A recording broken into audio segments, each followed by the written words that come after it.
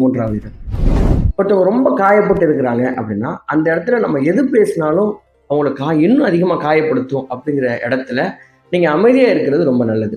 ஒரு எக்ஸாம்பிளுக்கு ஒரு பையன் ரொம்ப நல்லா படிச்சுட்டு இப்போ அவனுக்கு சரியான ஜாப் செட் ஆகாமல் ட்ரை பண்ணிகிட்டே இருப்பான். அவங்ககிட்ட போய் இப்போ என்ன போயிட்டுருக்கு, இப்போ என்ன ஆச்சு, எந்த எந்த இன்டர்வியூ அட்டன் பண்ணிட்டு இருக்கீங்க, இந்த மாதிரிலாம் நோண்டி நோண்டி கேட்கக்கூடாது.